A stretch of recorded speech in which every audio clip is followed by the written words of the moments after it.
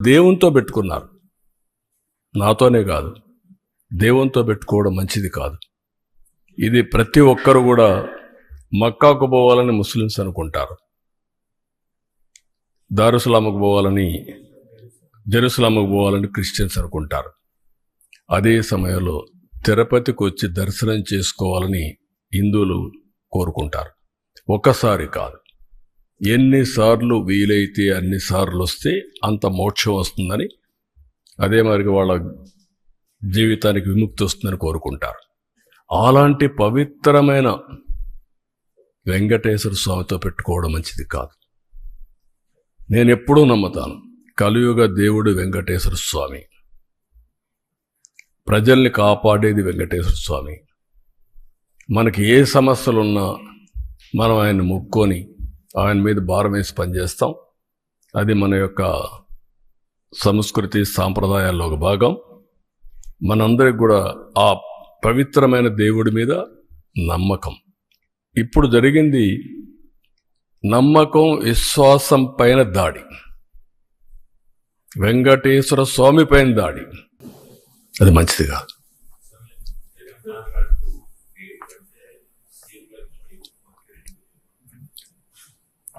ఆయనకు వెంకటేశ్వర స్వామి మీద భక్తి ఉంటే మొన్న తిరుపతికి వచ్చాడు కదా, నేనేం చెప్పాను? మీరు డిక్లరేషన్ పైన సంతకం పెట్టండి. అది వెంకటేశ్వర స్వామి టీటీడీ సాంప్రదాయాలు. అబ్దుల్ కలాం పెట్టాడు కదా, పెట్టి దర్శనం చేసుకున్నాడు కదా, ఆయనకు నమ్మకం ఉంది కదా, నువ్వెందుకు పెట్టలా? ఎందుకు రాలా?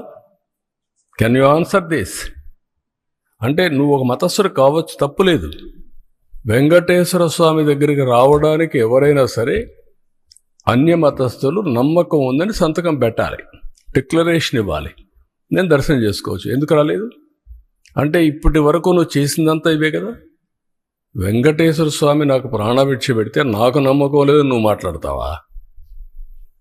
అంటే ఏంటి? ఎక్కడికి పోతున్నారు మీరు? ఒక హద్దు, ఒక లిమిటేషన్స్ ఉంటాయి. బియాండ్ లిమిటేషన్స్ ఏం చెప్పినా ప్రజలు నమ్ముతారు, ఏం చేసినా నా ఇష్టం, అది కుదరదు.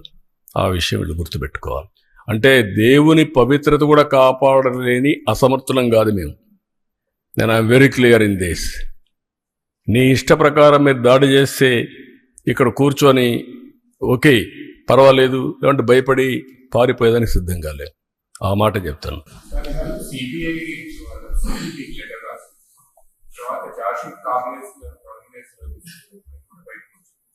అందులో ఎక్కడా కూడా సూత్రధారులు ఎవరు అనేది చిన్న పనులతో ఇదంతా సాధ్యం అవుతారు. బోర్డు మీటింగ్ లో 2020 ఫిబ్రవరి 29 బోర్డు మీటింగ్ లో టెండర్ మొత్తం మార్చేశారు. ఎలా సాధ్యం అవుతుందంటే బోర్డు మీటింగ్ లో మార్చారు. ఒక్కొక్కసారి ఇన్వెస్టిగేషన్ ఏజెన్సీలో కొన్ని వస్తాయి. సిబిసిఐడి కానీ సిబిఐ కానీ ఇవన్నీ ఉంటాయి.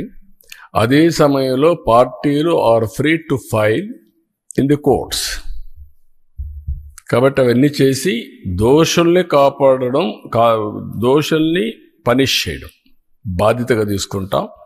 ఉండే అన్నీ కూడా ఏ మార్గాలు ఉన్నాయో అన్ని మార్గాల ద్వారా, అన్నింటికంటే అండి మీరు గుర్తుపెట్టుకోవాల్సింది, ప్రజల మనోభావాలతో ఆడుకున్న వ్యక్తుల్ని, దేవుని పవిత్రతని దెబ్బతీయాలనుకున్న వ్యక్తుల్ని ఉపేక్షించే సమస్య లేదు.